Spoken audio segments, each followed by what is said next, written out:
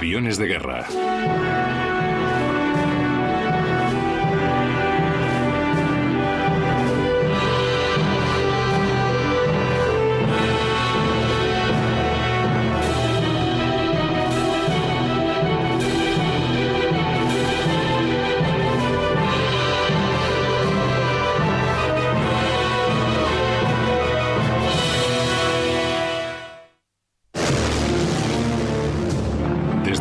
En que una máquina se alzó en el aire, necesitó cambiar. Cuanta más potencia adquiría, más dejó ver sus debilidades de estructura y diseño. Riostras y cables dieron paso a alas aerodinámicas. Tela y madera a acero y aluminio. Años de combate hicieron de la fuerza una prioridad y de la velocidad una necesidad. Y luego, de vez en cuando, hay un cambio tan radical que deja obsoleto todo lo que ha habido antes. No hay evolución sin revolución.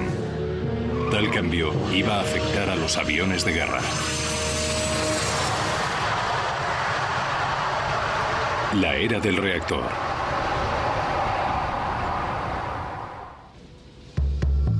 Los cazas de hoy representan la vanguardia en la continua evolución del avión de guerra. La ciencia ha impulsado hasta el límite el desarrollo de la nueva generación de aviones. Desde nuevos materiales, motores más grandes y potentes, y lo último en aeronáutica, hasta armas y alas más sofisticadas. Su misión exige equilibrar todos esos elementos. Establecidas en los campos franceses durante la Primera Guerra Mundial, las misiones siguen siendo iguales. Pero el avión de guerra no se ha quedado quieto. Al final de la Segunda Guerra Mundial, los aviones de propulsión de pistones eran lo mejor del diseño. Pero cuando los aviones se acercaron a los 800 km por hora, la potencia de propulsión cayó drásticamente. Simplemente no funcionaba por encima de cierta velocidad. Y la velocidad es amiga del guerrero.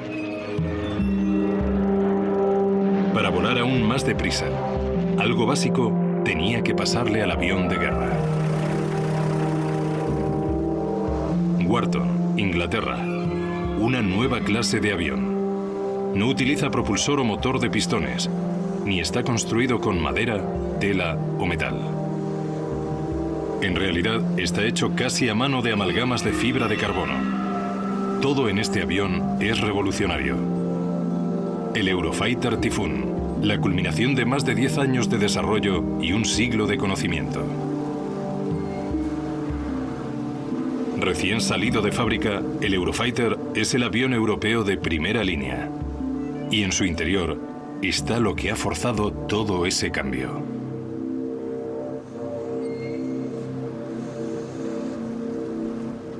El reactor como diseño se le ocurrió a la gente incluso antes de la Primera Guerra Mundial. Pero la primera persona importante que lo estudió cuidadosamente fue Frank Whittle. El hijo de Frank Whittle, Ian, es expiloto comercial y una autoridad acerca del trabajo de su padre. Cuando era muy joven, mi padre tuvo la visión de un avión que volaba a mucha velocidad y a mucha altitud. Su visión era la de un tipo nuevo de motor basado en un concepto revolucionario y bastante aterrador. Crear una explosión, controlarla y utilizar la fuerza entre ventiladores, una turbina y un compresor. Frank Whittle soñó con el reactor. Usaría la expansión de gas de forma que transformaría la aviación. Corría el año 1929 y Whittle solo tenía 22 años. Cuando mostró su plan, los aviones eran así y lo hacían bien. Sin embargo, el joven Whittle llevó su sueño más allá, al ministro del aire, el científico de investigación Arnold Griffiths. Griffith vio lo que le mostraba, pero por desgracia y por razones que nadie sabe, le dijo a sus mentores que la idea no era viable. Así que el ministro del aire lo rechazó. Fue un golpe muy duro para el joven Whittle, y en un momento en que Europa no era ni de cerca un continente en paz. En 3 años, los nazis comenzarían su ascenso desde las ruinas de la Gran Guerra. Hitler comenzaría en secreto a construir una fuerza aérea. En 1936 ya era una fuerza aérea que probó durante la Guerra Civil Española, apoyando a los fascistas del general Franco. La Luftwaffe alemana empleó tecnología nueva. Comprendieron la capacidad de la tecnología, no solo para hacer la guerra, sino para ganarla.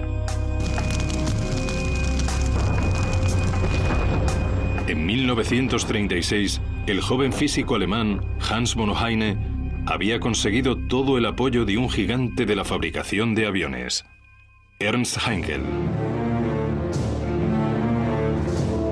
Sus ideas de un nuevo motor a reacción lanzaría a los nazis en la carrera por el poder.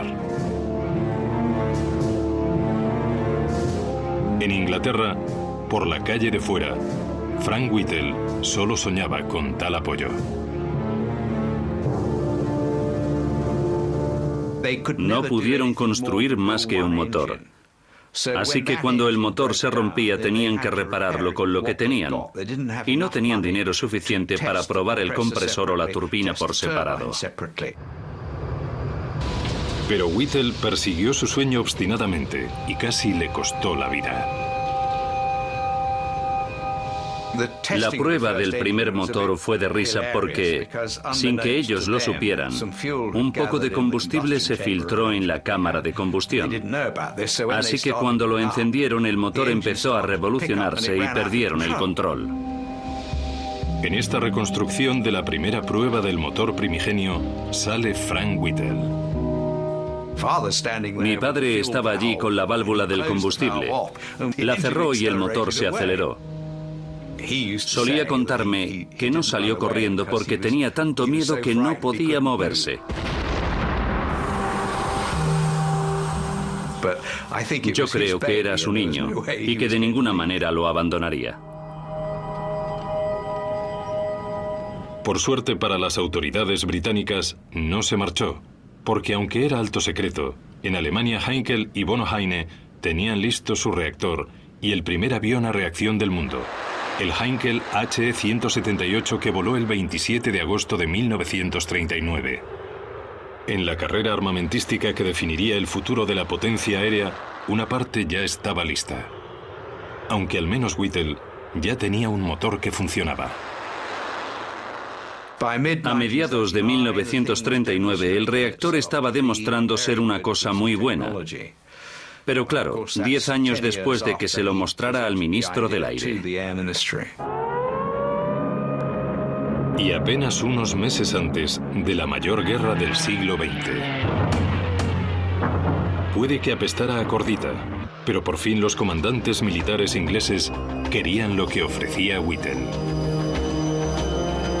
Tras 10 años de lucha, un agotado Whittle por fin vio despegar su idea del reactor en mayo de 1941 con el Gloster E-28 experimental.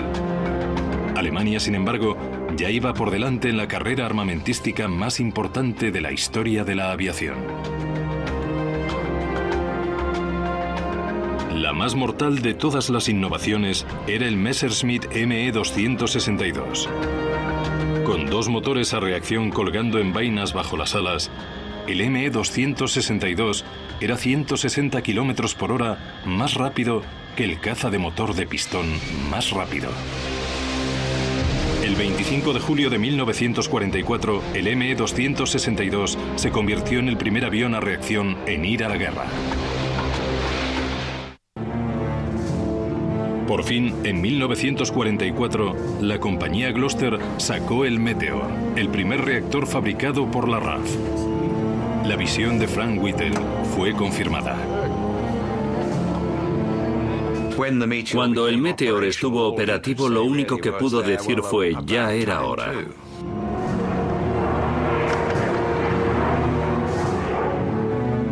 Eric Brown fue uno de los primeros pilotos en volar en el reactor de Whittle. Pasar de un motor de pistón a un avión a reacción fue una revelación. Creo que lo primero que sorprendía era la vista maravillosa. sin las aspas delante y sin un largo motor de pistón. Cuando la guerra terminó, el Meteor defendió las costas inglesas. Considerado un secreto demasiado grande como para volar sobre el enemigo, nunca se enfrentaría a su némesis, el ME-262. La victoria en Europa llegó por fin el 8 de mayo de 1945. 2 días después de la capitulación, el capitán Eric Brown recibió órdenes de ir a Alemania a desvelar los secretos del reactor escondidos entre los trofeos de guerra.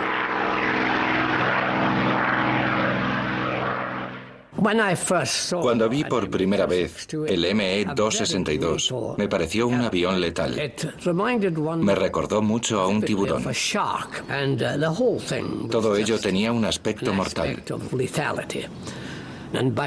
Y en mi opinión, fue con mucho el avión más formidable de la Segunda Guerra Mundial.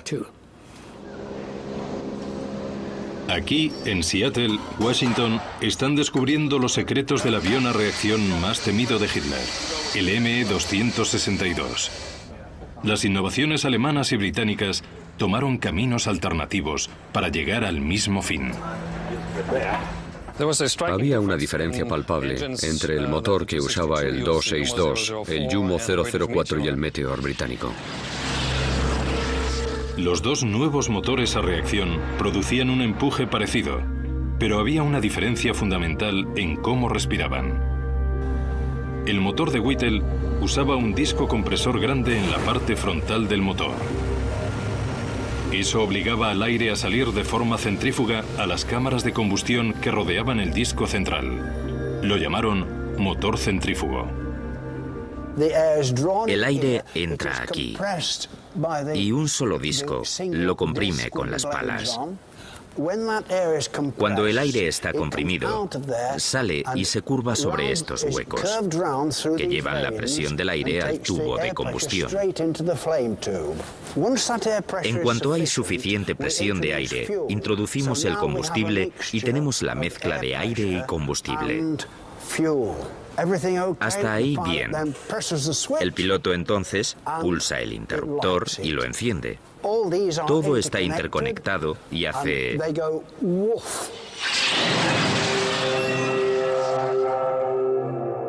El alemán era un motor de flujo axial totalmente distinto. En vez de un disco grande, tenía varios que comprimían el aire cada vez más en una cámara de combustión central. Los alemanes iban muy deprisa con los compresores de flujo axial, lo que significa que el aire se aceleraba a lo largo del eje del motor. Y la diferencia entre los motores demostró ser significativa.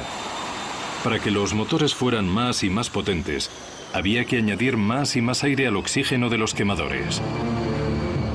La única manera de que un motor centrífugo pudiera satisfacer esa demanda era haciendo el disco del compresor más grande, lo que hace que el motor sea más ancho y no muy aerodinámico.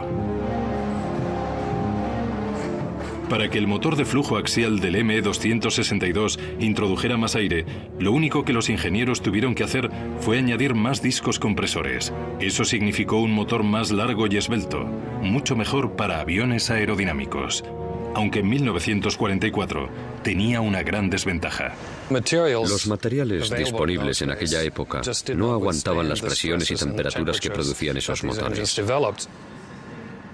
Los motores a reacción están sujetos a unas temperaturas muy altas. En el ME-262, las palas delgadas eran especialmente vulnerables.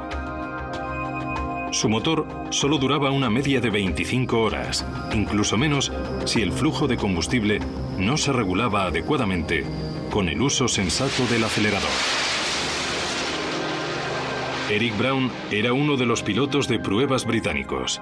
Él fue elegido para volar uno de los aviones alemanes e informar de lo que hallara. El primer reactor alemán que volé fue el Arado 234, un bombardero de reconocimiento con dos motores iguales a los del ME-262. Lo probé hasta el final de la pista. Aceleré los motores hasta el máximo y cuando estaba a punto de soltar los frenos y despegar, el motor de estribor explotó y lo arrancó de cuajo. Y casi se llevó todo el ala. En 1944, las aleaciones de metal necesarias para construir un motor de flujo axial con éxito simplemente no existían. Los materiales de entonces no estaban tan avanzados como los motores. Whittle era muy consciente de los principios del flujo axial, pero en 1930 decidió que era demasiado complejo para el momento. El hecho de que hoy este Meteor de 60 años siga volando con sus motores originales deja claro la proeza de ingeniería de Whittle. Tras la Segunda Guerra Mundial, la llegada del reactor ya había empezado a cambiar los aviones. Pero además del motor, un avión de guerra tiene éxito por más cosas. Y en 1946 aún les quedaba mucho camino. El 27 de septiembre de 1946, un apuesto piloto de pruebas de 36 años, Geoffrey de Havilland, quiso hacer historia. Se preparó para batir el récord del mundo de 991 kilómetros por hora y convertirse en el hombre más rápido del mundo. Para conseguirlo, tendría que volar casi a la velocidad del sonido. A nivel del mar, esos son 1.223 kilómetros por hora. Su avión era un prototipo construido por la empresa de su padre, el DH-108 Swallow. Geoffrey de Havilland se elevó, pero a Mach 09, todo un hito, el avión se desintegró sobre el estuario del Támesis. La muerte de un piloto tan competente sorprendió a todos. En una búsqueda desesperada por descubrir la causa del accidente, los ingenieros reforzaron su segundo Swallow para seguir con el plan de Havilland. Solo necesitaban un piloto. Solo había un hombre para tal tarea, y su mundo no tardó mucho tampoco en empezar a temblar. Cuando estabas volando, de pronto el avión hacía así. Casi una mancha de lo violentamente que oscilaba. Con la G no podía subir los brazos para tirar de la pestaña del eyector. Los instintos que mantuvieron a Eric Braun vivo en Alemania volvieron a actuar. Tras 7 segundos así, dejó de hacerlo tan rápido como había empezado. Eric Braun había alcanzado una barrera invisible y había sobrevivido. Y la suya no era la única experiencia. Todos los principales países del mundo tenían serios problemas porque los cazas de alto rendimiento se salían de control o empezaban a hacerlo cuanto más rápido iban. Apenas se conocían los efectos prácticos del vuelo de gran velocidad.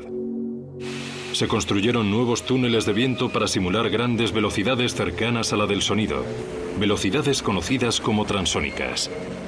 Usando la fotografía de Schlieren en los túneles, descubrieron que se formaban áreas de altas presiones por todo el avión. Eso se llamó la crisis de compresión, o el comienzo del problema que incluía la llamada barrera del sonido. Eran esas ondas expansivas a velocidad supersónica las que causaban todos los problemas. La transónica es una zona del vuelo donde hay un flujo supersónico sobre parte del avión y un flujo subsónico sobre otra parte. Es una zona muy complicada de entender incluso hoy porque hay una mezcla de flujos. Totalmente supersónico o subsónico es relativamente fácil de entender, pero esa zona transónica es más difícil por las distintas partes del avión que obedecen a distintas leyes de la aerodinámica. La forma en que se manifiesta al piloto es que la onda expansiva se mueve de delante a atrás muy rápidamente sobre el ala, muchas veces por segundo. 40 años de diseño de alas necesitaban revisión. Lo que estoy mostrando aquí es un ala típica de un 12% de grosor, que significa que esta distancia es el 12% de esta. Si esto se pudiera reducir a un 6%, los efectos de la onda expansiva se podrían reducir y se podría ir más rápido antes de tener esos problemas.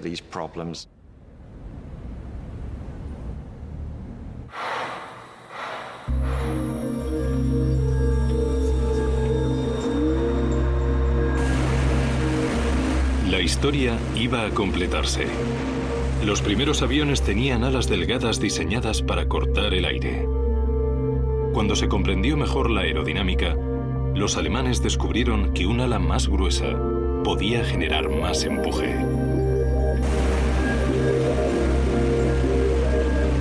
Un ala gruesa podía contener tirantes, ruedas y armas. Estaba claro que no había vuelta atrás.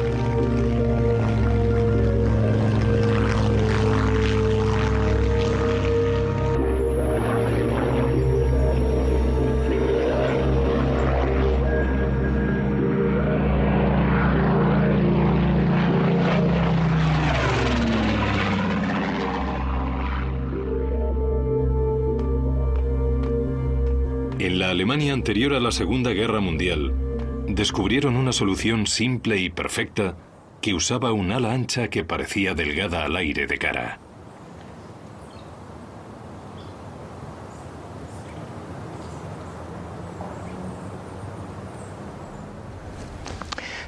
Ahora tenemos exactamente el mismo grosor, pero la distancia es mayor, así que es relativamente más delgada.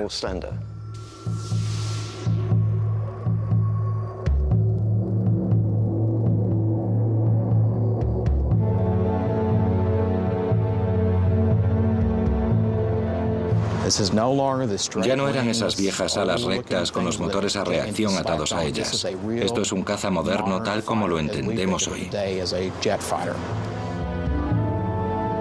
El F-86 Sabre se parece más a un reactor moderno. Era rápido, aunque el Sabre tampoco podía traspasar la barrera. Al acercarse a la velocidad del sonido, la vibración y las sacudidas dejaban los controles inservibles. Parecía que la barrera no se podía superar.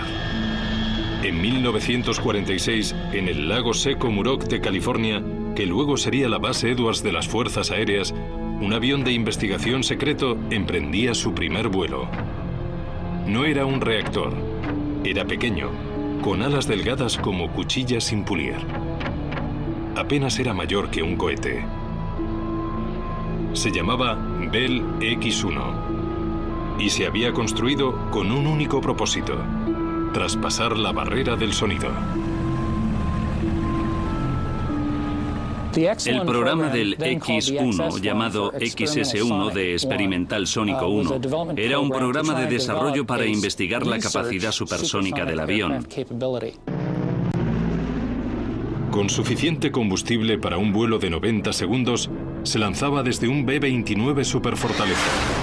Y aún así, cuando el avión iba a toda potencia, fallaba.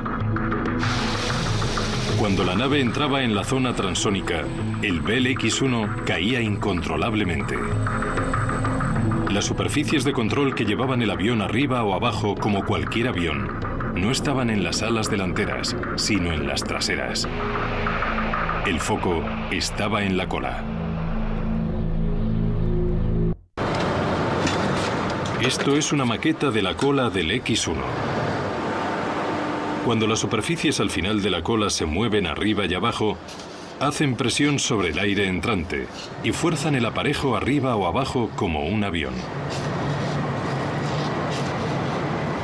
Cuando se reproduce el efecto de los elevadores sobre el aparejo en el túnel de viento, se ve bien. Esa velocidad del viento está bastante por debajo de la zona de peligro transónico.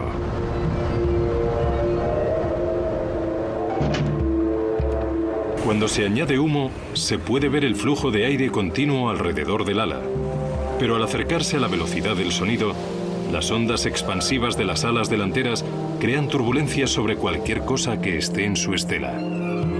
Eso significa que los elevadores de cola operan con aire muerto, dejando los controles inutilizables. Lo que ocurre es que el flujo de aire, en vez de flotar suavemente sobre el borde de salida del ala, lo separa y tenemos una enorme estela muerta causada por la onda expansiva. El problema es que las superficies de control están justo en la estela, así que se pierde control cuando eso pasa. Existe un peligro real porque el piloto no tiene control donde solía tenerlo. En el BLX-1, esa falta de control ponía la vida del piloto en peligro, y el equipo X no era el único que lo sabía. El gobierno británico tenía su propio plan secreto para ser los primeros en mirar más allá de la barrera, y el elegido no era otro sino Frank Whittle. En 1943, 3 años antes de que el X-1 se diera por finalizado, el gobierno le había encargado a la empresa Miles que construyera lo que se llamó el M52. Se estimaba que serían capaces de alcanzar cerca de un Mach 1.1 o unos 1.600 kilómetros por hora. Y no lo pilotaría nadie más que Eric Brown. El director de la RAF me había avisado de que seguramente fuera el piloto que hiciera el primer vuelo y las pruebas supersónicas. Con el proyecto casi acabado, de pronto llegaron noticias terribles. Frank Whittle, ignorado por el gobierno en 1929, rechazado por el Departamento de Defensa en 1935, ahora era desestimado por los poderes que fueran, y le dijeron que se fuera. El proyecto quedó cancelado. Antes de que cancelaran lo del M52, nos dijeron que le diéramos todos los datos a los estadounidenses. En el paquete que enviaron a Estados Unidos había una innovación técnica que supondría una gran diferencia: la cola. Durante el vuelo, en vez de mover partes de la cola, se movía todo el conjunto. Movías la cola entera. Entera. La cola del M52 no tenía pequeños elevadores que controlaban el rumbo. En cambio, toda la cola se movía arriba o abajo. Con el toque de un botón, toda la cola tomaba un ángulo superior o inferior al aire entrante. Hay una gran diferencia entre usar solo el elevador, con el que apenas se mueve arriba o abajo, o mover toda la cola del avión. La diferencia es muy grande. La mayor superficie de esa nueva cola podría suponer una gran diferencia en un aire turbulento y transónico. El equipo británico de Miles había sido el primero en darse cuenta del potencial de mover toda la cola. Y ahora los norteamericanos llegaban a la misma conclusión. Y modificaron el X-1. Era hora de averiguar si funcionaba. El 14 de octubre de 1947, el BLX-1 volvió al cielo otra vez, pero esta vez tenía una cola móvil. Fue un día memorable. El día en que el BLX-1 llevó al capitán Chuck Yeager al otro lado. Tras años de intentos, la era supersónica llegó no con un quejido, sino con un estruendo sónico. El cohete traspasó la barrera sónica, un vuelo pilotado más rápido que el sonido. Al principio, Yeager ni se dio cuenta de que lo había conseguido. Pensó que el marcador estaba roto.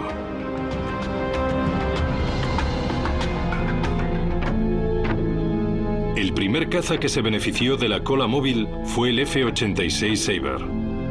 Con la cola móvil, el Sabre pudo alcanzar la velocidad del sonido en caída y el piloto siguió controlándolo.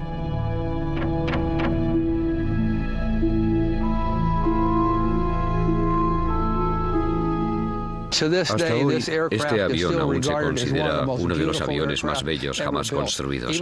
Incluso al compararlo con otros reactores, las líneas son más suaves, limpias. Parece fluir tan bien que parece que va rápido. Era rápido. Los nuevos cazas eran capaces de alcanzar velocidades que sus jóvenes pilotos no habían imaginado, y menos en combate. Y el combate llegó pronto, en Corea, durante la Guerra Fría, en 1950. En los cielos de Corea, reactores lucharon contra reactores por primera vez. El Sabre norteamericano se enfrentó al MiG ruso. Motor de flujo axial contra centrífugo. Como aliado de guerra, la Unión Soviética había recibido el motor centrífugo de Inglaterra y creado el MiG-15. El Sabre, por otro lado, usaba lo último en potencia de flujo axial que le daba al avión una forma más estilizada.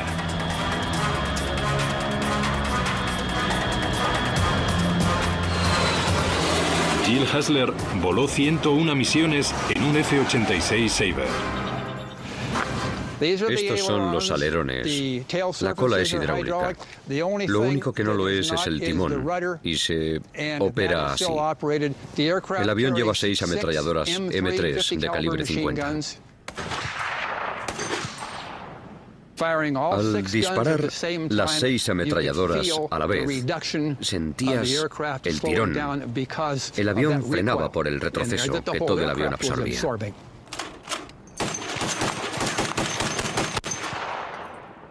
La ametralladora Browning de calibre 50 era el arma que llevaban casi todos los aviones estadounidenses en la Segunda Guerra Mundial. El MiG llevaba armas distintas. Llevaban 2 cañones de disparo rápido de 23 milímetros y un cañón de disparo lento de 37 milímetros. Cuando los proyectiles del de 23 milímetros pasaban al lado de mi cabina, parecían pelotas de golf. Y cuando las balas del de 37 milímetros pasaban por al lado, parecían pelotas de tenis. Podías oírlos porque eran supersónicos. Así. Las balas eran supersónicas, pero las armas pertenecían a una época anterior, más lenta, como sus visores. Las oportunidades de acierto en combate en un reactor pasaban rápidamente. En la Segunda Guerra Mundial, cuando miraban, veían al rival a una distancia. Pero los pilotos de cazas tuvieron que aprender a mirar más allá, así que tenían que ver mejor que antes. Disparar balas desde un avión en movimiento a un objetivo en movimiento es muy difícil. A más de 800 km/h, imposible. Los ataques ocurrían con aviones en rotación. Si el avión gira de alguna forma, podrían apuntar el arma en una dirección y fallar por completo el tiro. Para compensar el movimiento de giro, el rotativo, si quiero dar a Ben con esta pelota, tengo que tirarla un poco a la izquierda, así, para que vaya directa a él. Con el caza, el problema conocido como deflexión empeoró mucho. Tu objetivo se mueve y tú estás sentado en una plataforma en movimiento. Y luego empiezas a pensar que tienes que disparar unas balas a las que afectan tanto la gravedad como el viento. Los cazas no solo tenían armas de la Segunda Guerra Mundial, el MiG-15 tenía mirillas de la guerra también, como esta de un Spitfire. Esto se llama cristal combinado, porque combina la visión del mundo exterior con esta ruedecita que se proyecta a través de esto. Lo que tenemos aquí también preestablece el alcance del avión objetivo. También hay otro control que te da una estimación de la distancia a la que está el objetivo y qué es lo mejor que puedes hacer. La limitación es que no puedes medir el movimiento del otro. Y aquí estaba la ventaja significativa. El Sabre tenía un radar capaz de averiguar la distancia al objetivo a cualquier velocidad. Esto se llama radome y es de un material amalgamado, no es de metal como el fuselaje. Y detrás está el radar. Enviaba una señal que rebotaba en el objetivo, volvía, la recogía la antena y la traducía en una imagen en la cabina que nos decía si un objeto estaba a 1200, 600 o 300 metros. ¡Qué gran diferencia! Aunque el rendimiento del avión se equiparaba en papel, el dominio de los cielos del Sabre llegó a un impresionante 10/1. El Sabre superaba al MiG en selección de objetivo.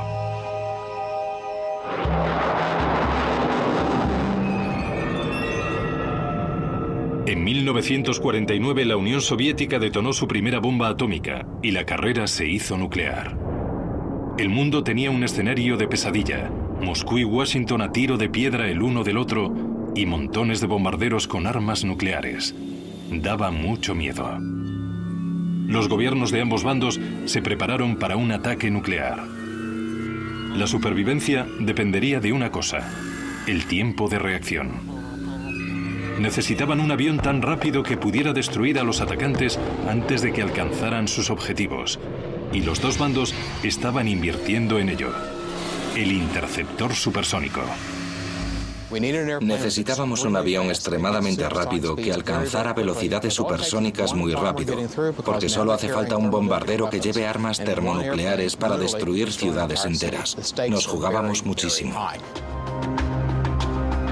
Competían por un caza interceptor supersónico, uno que pudiera alcanzar Mach 1 y más a nivel de vuelo. La primera respuesta estadounidense fue el Convair F-102. El F-102 incorporaba todo lo que había aprendido en el asalto a la barrera del sonido. Estaba diseñado para ser la primera generación de verdaderos aviones supersónicos. Cumplía las condiciones, pero no consiguió llegar. Tienen un motor grande y usan el ala transversal, el ala delta, que está bien y es delgada. Debería ser muy rápido y pasar la barrera, pero cuando lo construyeron, adivina, no llega a supersónico. Algo estaba mal.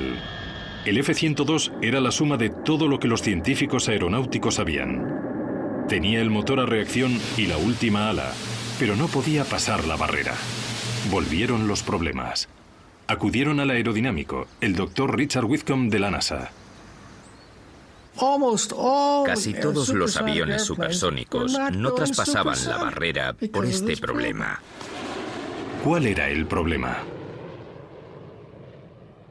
Lo que no entendieron en ese momento fue la aerodinámica.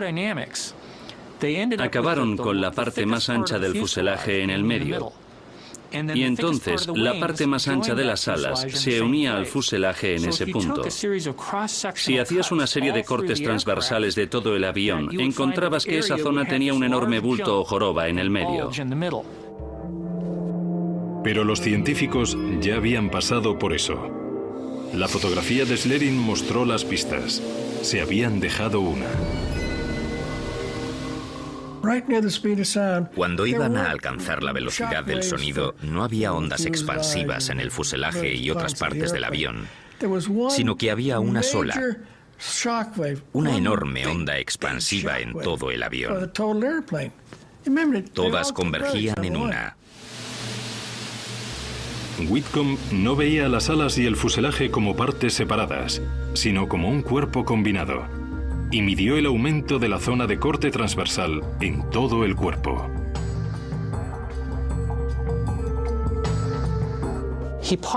Postuló que quizá, si mirabas en un sentido más global lo que el aire tenía que hacer rodeando el vehículo, al hacerlo en forma de botella de Coca-Cola, el fuselaje sería más estrecho donde las alas eran más anchas y puliendo la zona de la curva, se podría reducir el arrastre. Whitcomb propuso reducir el tamaño del fuselaje donde las alas se unían para compensar el volumen adicional. Lo que el aire encontraba entonces era un aumento y reducción de volumen más suave en el avión. Lo que contaban no eran las partes individuales, sino todo el área transversal. E indentando el fuselaje, mejoraba. Este principio se conoció como la regla del área. Al F-102 se le dio una forma nueva según esa regla. El reactor había cambiado la forma del interceptor de altos vuelos y había impulsado al avión a velocidades que seguirían moldeándolo hasta la forma que tiene hoy. El motor a reacción fue un enorme paso para el avión de guerra y ahora todo lo demás quedaba afectado. Alas transversales, superficies de control móviles, nuevos materiales y aviónica electrónica debajo de la cubierta de aluminio y amalgama. Si hay un capítulo más en la historia del reactor, es la metamorfosis de un avión a otro. El helicóptero armado. Este es el último helicóptero que ha llegado al Cuerpo de Marines de Estados Unidos, el Cobra Zulu. En la base naval de Pachuen River, en Maryland, fabrican y prueban aeronaves de alas giratorias. Como sus parientes de alas fijas, el Cobra tiene lo último en tecnología. Estamos delante de una Z1Z, que es el último Super Cobra. Ahora tenemos ordenadores de misión en este aparato. La primera vez en uno de la familia Cobra. Es un gran paso hacia el siglo XXI. Desde que diseñamos estas aeronaves en los 50 y 60, el sistema de armas está integrado en un mando de misión que se parece al mando de cualquier videoconsola, así que sus hijos están aprendiendo a volar este helicóptero.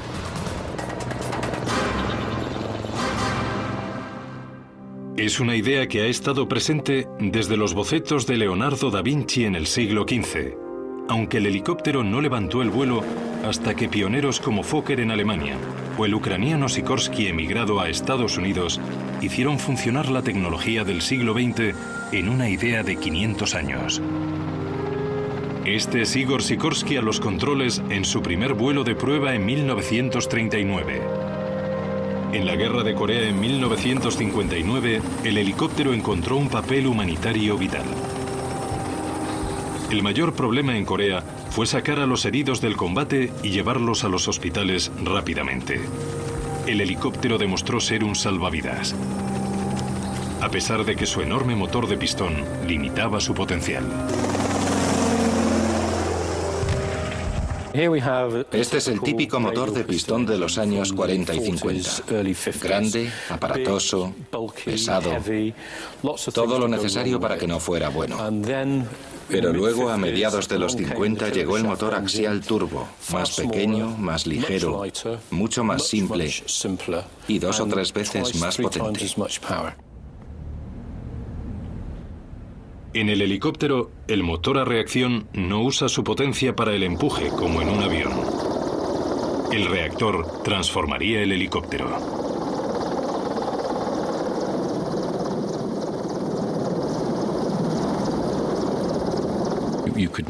Ahora se podían llevar más cosas porque había más potencia y el motor era más simple y mucho más fiable. Apareció una nueva generación de helicópteros. En cabeza estaba el Huey, el Bell UH-1. Como ambulancia voladora, llegó a tiempo para la guerra de Vietnam. El Huey fue diseñado originalmente para hacer de ambulancia, pero enseguida fue obvio que podía hacer mucho más. La potencia extra, la carga útil y la fiabilidad proporcionadas por el motor a reacción hicieron del helicóptero una máquina versátil. Aunque esta aeronave era buena trayendo soldados del campo de batalla, quizá era igual de buena llevándolos al campo, para empezar. Y entonces apareció la idea de ataque vertical. Un ataque vertical supone dejar tropas en puntos conflictivos. Era un trabajo peligroso para la caballería aérea. El Huey necesitaba protección.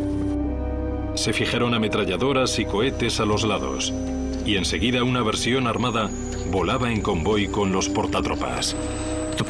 El problema apareció porque el Huey que llevaba las armas era más lento que el que llevaba a las tropas. Por eso decidieron empezar a fabricar un helicóptero de ataque especial que fuera más rápido, más aerodinámico y que solo llevara a un artillero y al piloto. Y básicamente, así fue como nació el helicóptero de ataque.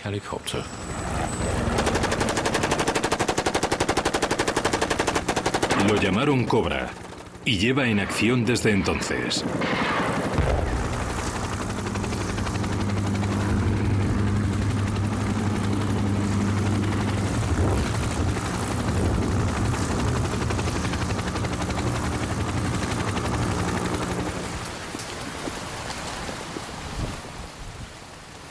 Aquí, en Lage, en Alemania, pilotos experimentados han vuelto a la escuela de vuelo para entrenarse con el último avión de guerra.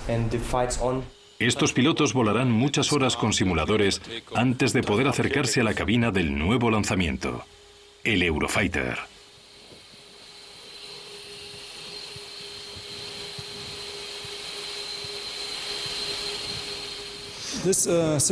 Este simulador en particular se usa para familiarizarse con la cabina, con los instrumentos de vuelo, los procedimientos de emergencia y los de intercepción.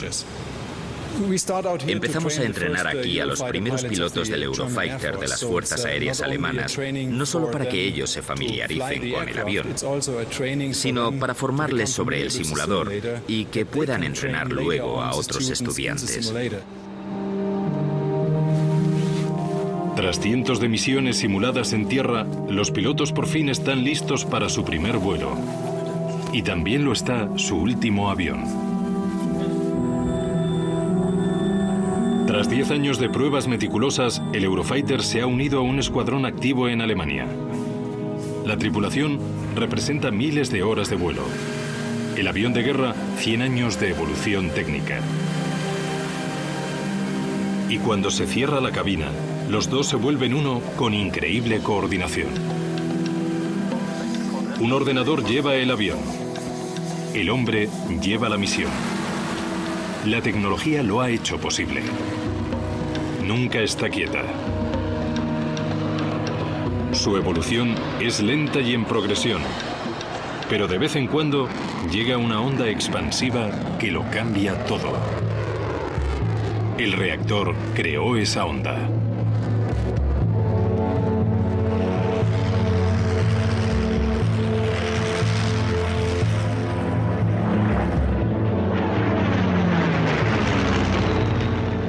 Volvió a dibujar los planos del avión de guerra y le dio el impulso para tomar una serie de formas nuevas y cumplir una multitud de papeles.